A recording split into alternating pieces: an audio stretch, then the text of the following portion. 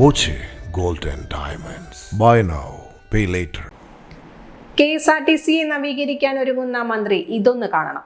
ഒറ്റപ്പാലം വഴി പാലക്കാടേക്ക് സർവീസ് നടത്തുന്ന KSRTC ബസിന്റെ അവസ്ഥയാണിത്.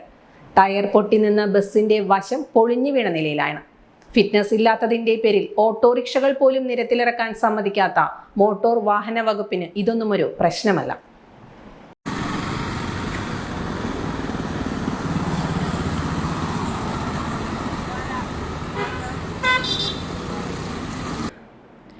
പഞ്ചറായി നിന്ന ബസിന്റെ വശങ്ങളിലെ ഷീറ്റ് ഉൾപ്പെടെ തൂങ്ങി നിൽക്കുകയാണ്. ഏത് നിമിഷവും പൊളിഞ്ഞു വീഴാവുന്നത്ര ശോചനീയമായ അവസ്ഥയിലായ ബസ്സിൽ യാത്രക്കാരുടെ സുരക്ഷയ്ക്ക് ഒരു വിലയും കൽപ്പിക്കുന്നില്ല.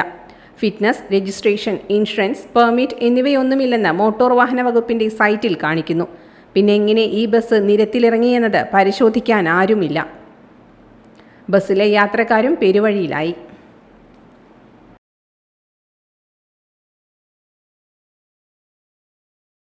Time Kids Preschool, Mannannur road, Vaniyamkulam.